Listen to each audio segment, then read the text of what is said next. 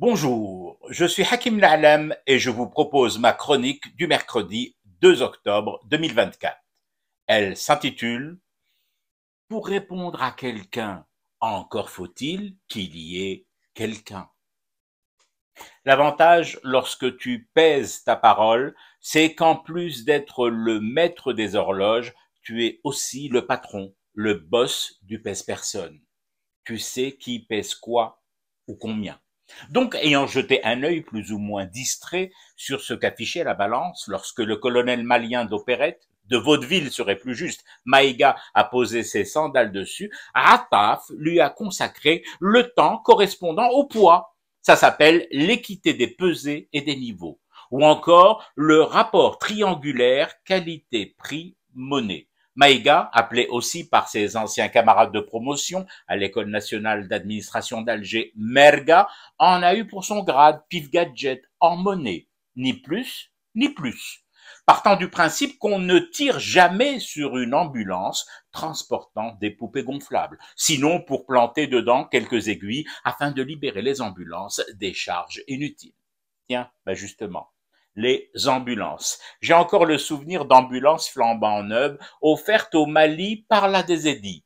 Et parmi les présents à ces cérémonies fraternelles de remise de cadeaux sanitaires, de matériel d'urgence médicale, de voisin à voisin, la quasi-totalité des cabranettes de Bamako, pour reprendre ce qualificatif que l'on nous sort à nous, à tout bout de champ, un comble, sachant où les putschistes maliens ont traîné leurs guêtres en formations civiles et militaires. Et aux frais de qui les formations? Dans les académies militaires des Édiennes et dans les grandes écoles comme l'ENA. À mes frais, à vos frais, aux frais des contribuables des Édiens. Mais attention, qu'on ne s'y trompe surtout pas. Pas question de mettre dans le même panier la majorité du peuple malien et une poignée de wagnérisés menés à la baguette et au ceinturon par les Émirats arabes unis, donc par Israël. Non. La population malienne restera pour moi en fraternité continentale. Je ne ferai jamais d'amalgame là-dessus.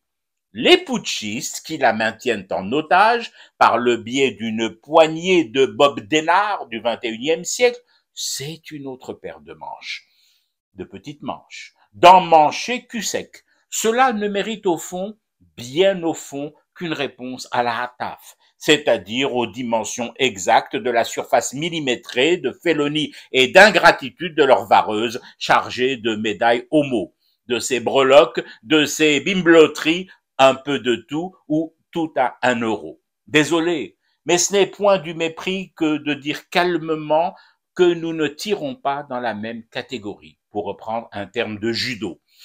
Sortir le moindre Rangers des Édiens de sa caserne, ça doit tout de même se mériter, si j'ose dire. Nous n'allons tout de même pas salir les semelles de nos soldats au moindre jappement physique. Par contre, nous pouvons faire respecter le cordon sanitaire qui fera qu'aucune oreille des Édiennes ne sera à l'avenir mouz'ija, dérangée par le bzzz de frelons anémiques et aux yeux chargés de trachome. Ça, nous le pouvons. Et mon petit doigt mouillé et levé vers le ciel me dit qu'une bise glaciale souffle déjà dans ce sens pour faire taire ce genre de bêlement. Je fume du thé et je reste éveillé. Le cauchemar continue. C'était Hakim La'alam, je vous retrouve demain pour une autre chronique et une autre façon de dire son amour à l'Algérie.